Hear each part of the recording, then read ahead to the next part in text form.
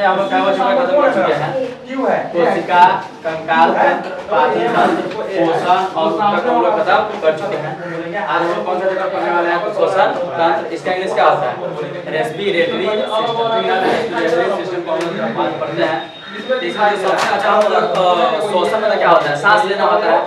सांस लेना, श्वसन में वो वर्ड आता है जिसको लोग बोलते हैं श्वासोच्छ्वास। श्वासोच्छ्वास हम लोग किसको बोलते हैं? सांस लेने और सांस छोड़ने की प्रक्रिया को हम लोग क्या बोलते हैं? श्वासोच्छ्वास। सांस लेने और सांस छोड़ने की प्रक्रिया को हम लोग क्या बोलेंगे? श्वासोच्छ्वास बोलेंगे। ये वो हम लोग सांस ले रहे हैं, इनहेलेशन। ये क्या होता है? वो एक्सहेलेशन, मतलब उसको बाहर एक्स्ट्रा वाला हम लोग क्या कर देते हैं? बाहर छोड़ देते हैं। तो श्वासोच्छ्वास हम लोग किसको बोलेंगे? तो सांस लेने और सांस छोड़ने की प्रक्रिया को क्या बोलते हैं? श्वासोच्छ्वास बोलते हैं। मतलब जब सांस लेंगे हम लोग तो वायुमंडल में जितना गैस रहेगा सारा का सारा हम लोग क्या ले लेंगे? अपने अंदर में ले लेंगे।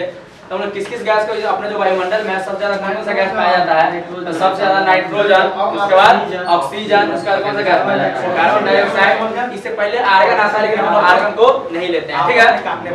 पहली जो गैस होता है क्या होगा?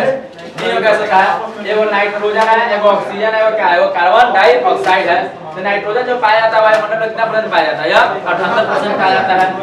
ऑक्सीजन जो पाया जाता है वो कितना पाया जाता है? 21% पाया जाता है। कार्बन डाइऑक्साइड जो पाया जाता है 0.03% पाया जाता है।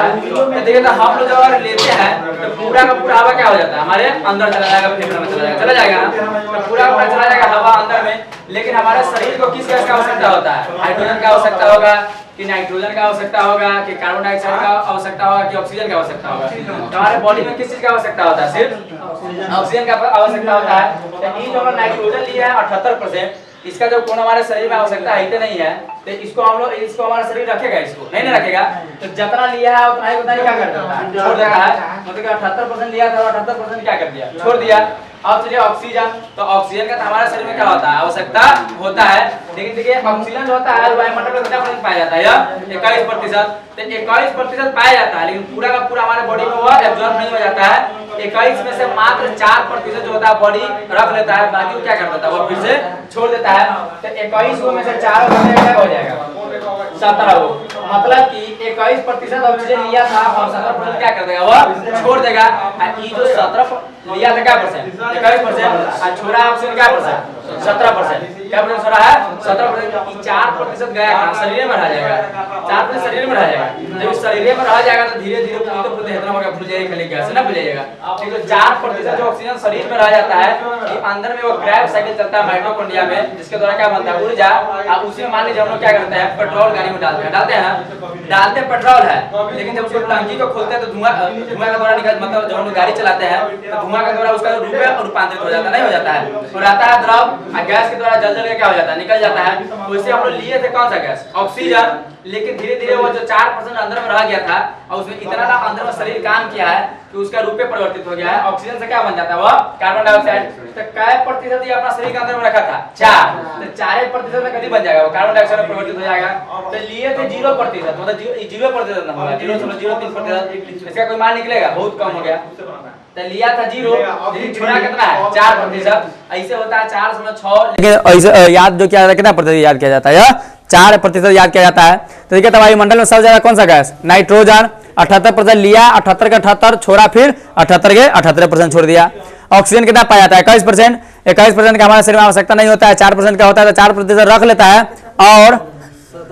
और क्या कर देता है? 4% रख लेता है और 17% क्या कर देता है? वो छोड़ देता है। फिर कार्बन डाइऑक्साइड वायुमंडल में कितना पाया जाता है? 0.03% पाया जाता है। तो इतना वो 0 है, ठीक ना? तो जो ऑक्सीजन अंदर में था वही फिर से क्या कर देता है? बाहर की तरफ छोड़ देता है। तो कार्बन डाइऑक्साइड जो छोड़ेगा कितना % छोड़ देगा? 4% छोड़ देगा। तो हम लोग यहाँ पे देख ले श्वासोच्छ्वास हम लोग किसको बोलेंगे? तो सांस लेने और सांस छोड़ने की प्रक्रिया को हम लोग क्या बोलते हैं? श्वासोच्छ्वास बोलते हैं। तो देखिए हम लोग जब सांस लेते हैं तो सांस हम लोग किस चीज से लेते हैं? नाक से लेंगे कि मुंह से लेंगे कि फेफड़ा से लेंगे? किस चीज से लेंगे? तो आदमी जो सांस लेता है किस चीज से लेता है? फेफड़ा से लेता है। किस चीज से लेता है आदमी सांस? फेफड़ा से। ये जो नाक जो है ये तो मतलब रास्ता हो गया। और हम नाक बंद कर देंगे तो मुंह से सांस नहीं ले लेंगे, मुंह से ले सकते हैं। नाक मुंह दोनों बंद कर देगा तो यहाँ पे छेद कर देगा, यहाँ से भी आदमी सांस ले लेगा। यहाँ पे छेद कर देगा तो यहाँ से भी आदमी सांस ले लेगा ना। तो देखिए ये तो क्या हो गया? रास्ता हो गया। तो क्वेश्चन पूछेगा कि जो मानव का श्वसन अंग कौन सा होता है, तो मानव का जो सांस लेगा, जो श्वसन अंग होगा, ये सब श्वसन अंग होगा नहीं ना होगा। श्वसन अंग कौन सा होगा, हमारा फेफड़ा होगा, जिसको इंग्लिश में क्या बोला जाता है, लंग्स बोला जाता है। ये सब जो है नाक हो गया, मुंह हो गया, कंठ जो हो गया, ये सब क्या होता है, ये सब श्वसन मार्ग होता है, ठीक ना। तो श्वसन मार्ग पूछेगा तो श्वसन मार्ग भी सब आ जाएगा, लेकिन श्वसन अंग पूछेगा तो क्या हो जाएगा, मिलने जो सांस रहता है कौन लेता है, हमारा फेफड़ा। तो चलिए, तो हम लोग फेफड़ा तो जानेंगे कि श्वसन अंग हो गया, हम लोग श्वसन मार्ग के बारे में जान लेते हैं। ये जो है यहाँ पे छिद्र है ना, तो ये नाक का छिद्र है, तो इसको बोला जाता है नसा छिद्र। क्या बोला जाता है इसको, नसा छिद्र। चलिए देखिए, तो हवा कैसे कैसे जाता है हमारे शरीर के अंदर, फेफड़ा तक पहुंचता है। तो ये क्या था, ये बोला नसा छिद्र। नसा छिद्र के बाद हवा कहाँ पे जाता है, कपार में ना जाता है।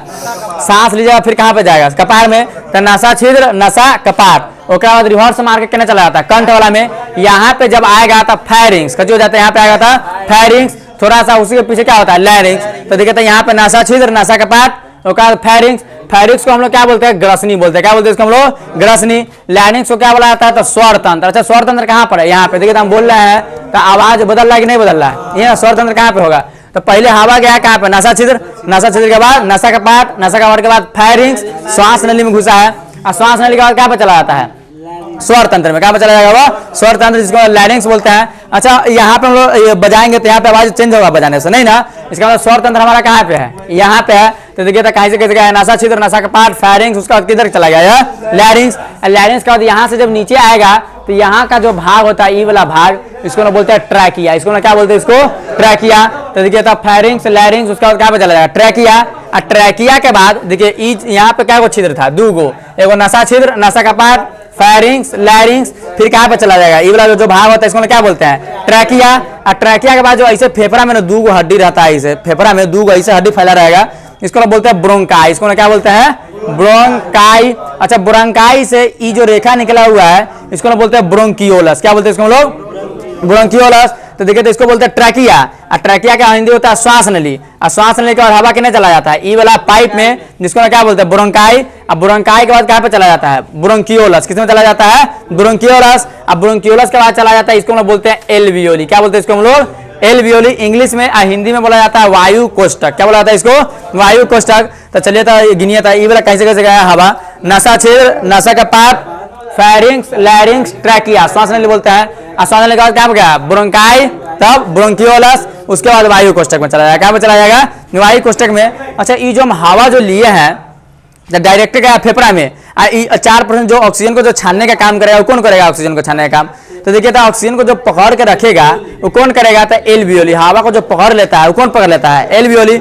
अच्छा, मान लीजिए हम रुई लिए, ठीक ना, इतना सारा रुई, और यहाँ पे पानी अगर रखा हुआ है, और रुई को हम पानी के पास अगर ले जाएंगे तो जितना वहां पे पानी रहेगा सब वो क्या कर लेगा, वो ऑब्जॉर्व कर लेगा। वैसे हम तो हवा ले लिया ना, तो हवा को अंदर में पकड़ेगा कौन, तो हवा को कौन पकड़ता है, ये जो फूल की तरह जो दिखाई दे रहा है, इसको बोलते हैं वायु कोष्ठक, नहीं तो क्या बोलते हैं इसको हम लोग, एल्वियोली बोलते हैं। यही क्या कर लेता है, हवा को पकड़ लेता है, ऑक्सीजन को 4% ऑक्सीजन को क्या कर लेगा, पकड़ लेगा, अब बाकी को क्या कर देता है, यह फेंक देता है। तो 4% ऑक्सीजन को कौन पकड़ लिया, ये वाला। अगर मान लीजिए अगर एल्वियोली के बाहर में खेखार पोटा अगर जम गया या फिर पानी अगर जम गया, तो बताइए, तो वो जो है ऑक्सीजन को जो ले रहा था वो ऑक्सीजन ले पाएगा, नहीं ले पाएगा। तो क्वेश्चन आता है, निमोनिया के कारण आदमी मर जाता है। निमोनिया में क्या हो जाता है, बहुत ज़्यादा कफ वगैरह जम जाता है यहाँ पे, ठीक ना, फेफड़ा में, जिसके कारण बच्चा, इसे छोटा बच्चा में बहुत ज़्यादा फैल जाता है, ठंडा के मौसम में फैलता है निमोनिया। और निमोनिया के कारण पहले बहुत ज़्यादा बच्चा मर जाता था, ठीक ना। अच्छा, टीबी वगैरह जो होता है, टीबी जो होता है बैक्टीरिया के कारण फैलने वाला रोग है ना, ट्यूबरकुलोसिस बैक्टीरियल। अच्छा, ये जो होता है बैक्टीरिया जो होता है टीबी का बैक्टीरिया, वो एल्वियोली पे आके बैठ जाता है। कहाँ पे आके बैठ जाएगा, वो एल्वियोली पे आके बैठ जाएगा। एल्वियोलियो पे आके बैठ जाएगा, उसी को खाना जब स्टार्ट कर देगा तो वही हमारा हवा को पकड़ रहा था, ठीक ना। अब जब सांस लीजिएगा तो दम फूलेगा, खांसी जब होगा तो इसे एल्वियोली का काट के ना गिरा देता है सब एल्वियोली। जब ये खांसी होगा ना तो लाल लाल एकदम बजर बजर टाइप का निकला, वो सब क्या रहता है, पूरा एल्वियोली को काट के बाहर निकाल देता है। तो टीबी वगैरह में भी कौन सा प्रभावित हो जाएगा, हमारा यही वाला प्रभावित हो जाता है। अच्छा, आदमी जो सांस लेता है, किस चीज से सांस लेता है, फेफड़ा से। किस सांस लेता है, फेफड़ा से। क्वेश्चन पूछ देगा कि मछली जो सांस लेता है, मछली किसी से लेता है, तो उसका फेफड़ा ना यहीं पर रहता है, कनफूरा में, ठीक ना। उसको हम लोग क्लोम बोलते हैं, इंग्लिश में क्या बोलते हैं, क्लोम बोलिए तब, नहीं तो गिल्स बोलिए तब, नहीं तो गलफारा बोलिए तब। अब क्वेश्चन पूछ देता है, ये जो तेलचट्टा होता है, चाहे जितना कीड़ा मकोड़ा है, चींटी हो गया, मच्छर हो गया, मक्खी हो गया, तेलचट्टा हो गया, ये सब जितना ये सब जो कीड़ा मकोड़ा सब है, ये सब किस चीज से सांस लेता है, तो ये सब सांस लेता है किस चीज से? ट्रैकिया से लेगा। किससे सांस लेगा? ट्रैकिया से। देखिएगा तेलचट्टा का उलिट के तो यहाँ पर छेद रहता है। क्या रहता है यहाँ पे? छेद। वो नाक उसका नहीं रहता है कि इसमें सांस लेगा। अच्छा जो चींटी जो होगा, चींटी भी किधर से सांस लेगा? उसका नाक नहीं रहता है, भले मुंह रहता है इसे काट लेगा, ठीक ना। लेकिन जो सांस लेता है कहाँ से लेता है? वह ट्रैकिया से लेता है।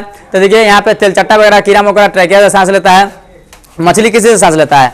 तो मछली गलफारा से सांस लेगा या फिर क्लोम, नहीं तो गिल से। अब मानव किसी से सांस लेता है तो लंग्स, नहीं तो लंग्स रहेगा ऑप्शन में, तो लंग्स, नहीं तो फेफड़ा रहेगा तो फेफड़ा।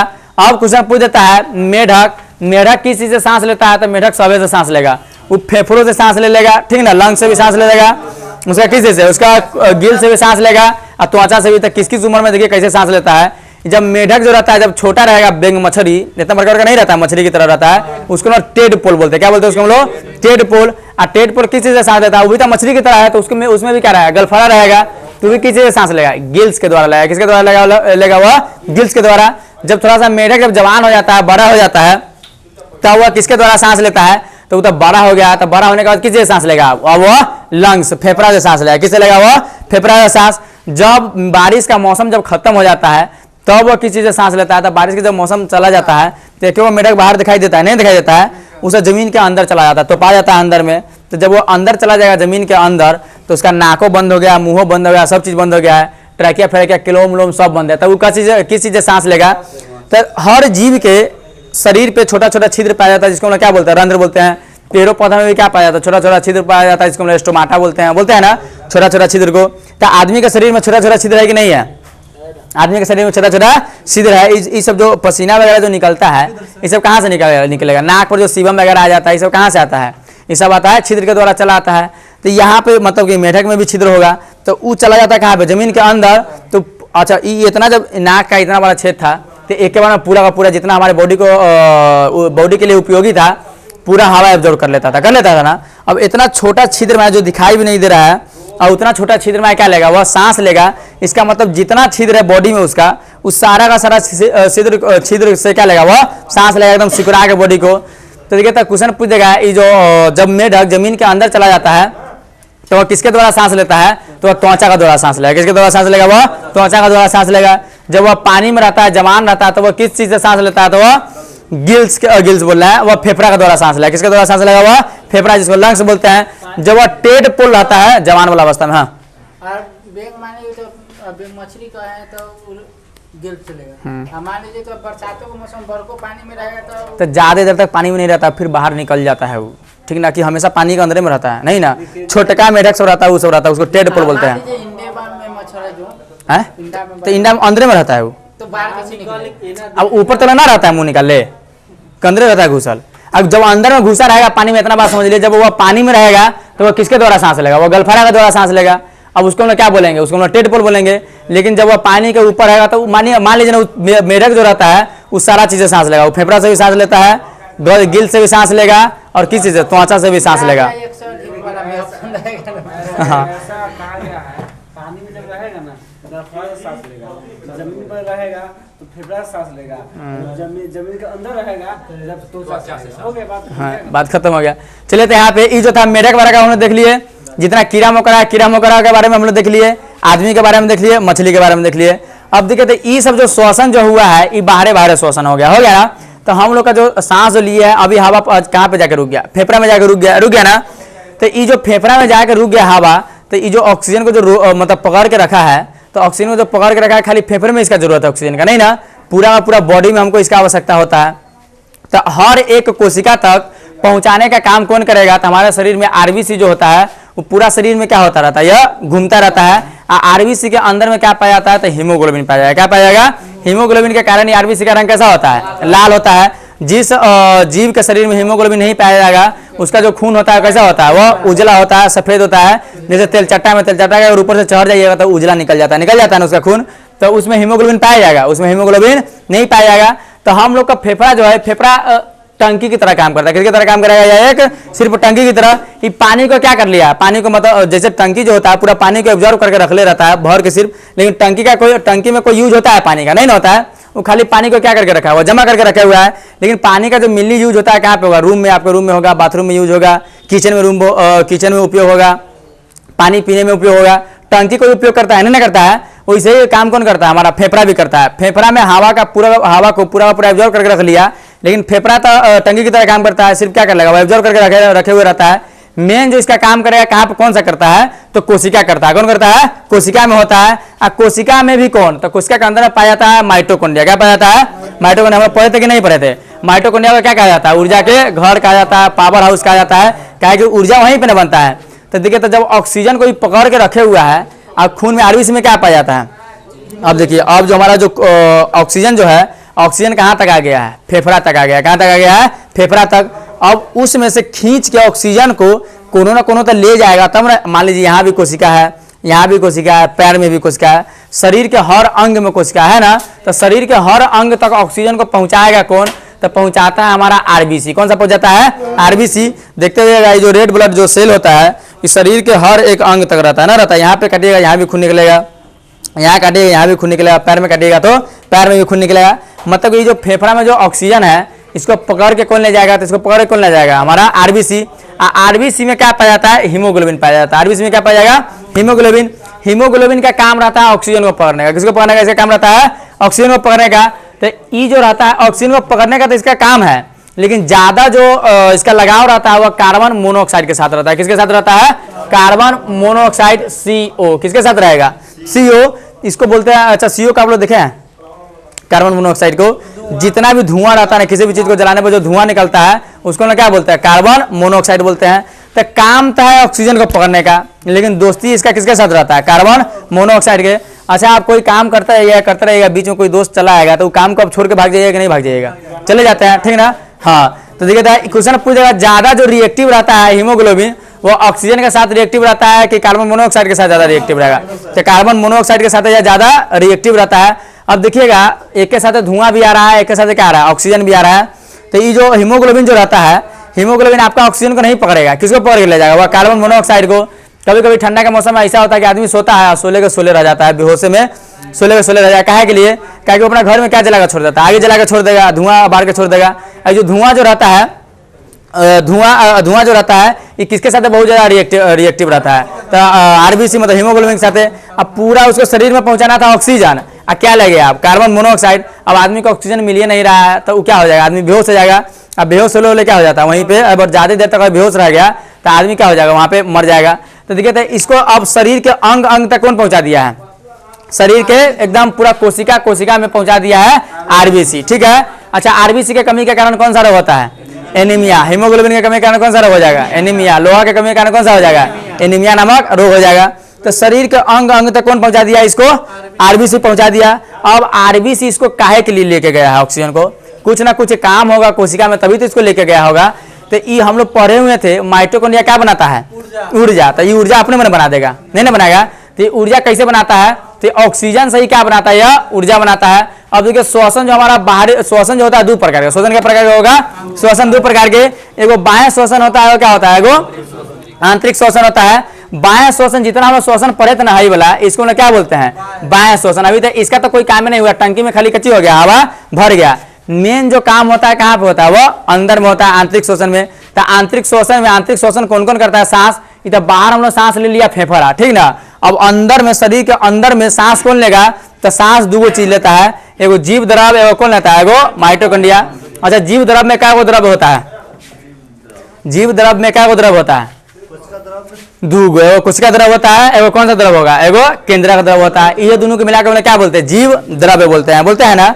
तो ये जो आंतरिक जो श्वसन करता है, जीव द्रव्य करेगा, और कौन करेगा, माइटोकॉन्ड्रिया होता है। जीव द्रव को श्वसन करने के लिए ऑक्सीजन की आवश्यकता नहीं होता है, लेकिन माइटोकॉन्ड्रिया को श्वसन करने के लिए, सांस लेने के लिए ऑक्सीजन की आवश्यकता होता है। इसलिए फेफड़ा से इसको हर एक माइटोकॉन्ड्रिया तक लेकर कौन जाता है, हीमोग्लोबिन, मतलब कि आरबीसी लेकर चला गया माइटोकॉन्ड्रिया तक। अब देखिए, माइटोकॉन्ड्रिया हम लोग पढ़े हुए थे कोशिका चैप्टर में कि माइटोकॉन्ड्रिया जो होता है किसका निर्माण कर देता है, यह ऊर्जा का निर्माण कर देता है। अब देखिए, ऊर्जा का निर्माण कैसे होगा, तो ये जो है, इसमें ऑक्सीजन की आवश्यकता पड़ रहा है, नहीं ना पड़ रहा है, इसमें ऑक्सीजन की आवश्यकता पड़ रहा है। तो ये जो जीव द्रव में जो श्वसन होता है, वह अवायवीय श्वसन होता है। कैसा श्वसन होता है, वह अवायवीय श्वसन, मतलब कि वायु की अनुपस्थिति में, वहां पे वायु उपस्थित है नहीं ना, ऑक्सीजन पहुंच नहीं किया है। तो क्वेश्चन पूछेगा, वायु की अनुपस्थिति में कौन सा कहाँ पे श्वसन होता है, तो जीव द्रव में। क्वेश्चन पूछेगा, अनऑक्सी श्वसन कहाँ पे होता है, अनऑक्सी मतलब उसमें ऑक्सीजन नहीं है। तो तो कहाँ पर होगा, वो भी जीव द्रव में होगा। क्वेश्चन पूछा ऑक्सी श्वसन, ऑक्सी श्वसन कहाँ पे होता है, तो माइटोकॉन्ड्रिया में। वायवीय श्वसन कहाँ पे होता है, तो ये भी माइटोकॉन्ड्रिया में होगा। अब देखिए ई जो होता है इसमें ऑक्सीजन का आवश्यकता नहीं होता है, इसमें ऑक्सीजन का आवश्यकता होता है। एकरा पास ना पहले से 2 गो ग्लूकोज 4 गो ग्लूकोज रहता है, क्या ग्लूकोज रहता है, 4 गो ग्लूकोज। अब इसको क्या बनाना है, ऊर्जा बनाना है, क्या बनाना है, ऊर्जा। अब ऊर्जा ग्लूकोज से डायरेक्ट, अब ऊर्जा कैसे बनाएगा, तो ग्लूकोज से ऊर्जा कौन बनाता है, हम लोग जितना खाए थे पाचन वाला चैप्टर में पढ़े हुए थे, आदमी खाया खाने के बाद पसार देता है कहाँ पे, छोटी आंत में पसार देता है। अब पसारने के बाद जितना ग्लूकोज रहता है ग्लूकोज को एब्जॉर्ब कौन कर लेगा, तो ग्लूकोज के एब्जॉर्ब कौन लेता है, छोटी आंत कर लेता है। अब पानी का ऑब्जर्वेशन कौन करता है, बड़ी आंत करता है। तो जो ग्लूकोज का ऑब्जर्वेशन किया था, खाली ग्लूकोज का ऑब्जर्वेशन कर लेंगे तो उससे हमको एनर्जी मिल जाएगा, नहीं मिलेगा। अब ग्लूकोज के किस में तोड़ना होगा, एटीपी में तोड़ना होगा। किस में तोड़ना होगा, एटीपी में। एटीपी का फुल फॉर्म होता है एडिनोसिन ट्राइफॉस्फेट। क्वेश्चन पूछ देता है एटीपी का फुल फॉर्म क्या होता है, तो एडिनोसिन ट्राइफॉस्फेट होता है। 38 गो एटीपी मिल के एक ऊर्जा बनाता है, क्या ऊर्जा बनाएगा, 38 गो एटीपी मिल के क्या ऊर्जा बनाएगा, एक ऊर्जा बनाएगा। अब देखिए या इसके पास तक क्या ग्लूकोज है, 4 गो ग्लूकोज है। अब 4 गो ग्लूकोज है, ठीक ना। अब ग्लूकोज को ही ये वाला ग्लूकोज को तोड़ के अब देखिए ऊर्जा कैसे बनाएगा, एटीपी के रूप में कैसे रूपांतरित करेगा। इसके पास 4 गो ग्लूकोज है, ठीक ना, तो 2 + 2 लिख दिए। आप ही को मान लीजिए पहले जब बचपन में 100 रुपये मिलता होगा बाजार करने के लिए, तो कुछ ना कुछ आप पैसा बचा लेते होइएगा ना, अपना खर्चा के लिए, पॉकेट खर्चा के लिए। तो इसके पास क्या ग्लूकोज था, 4 गो ग्लूकोज था, ठीक ना। ये 2 के क्या कर लेता है, जीव द्रव इसको बचा लेता है।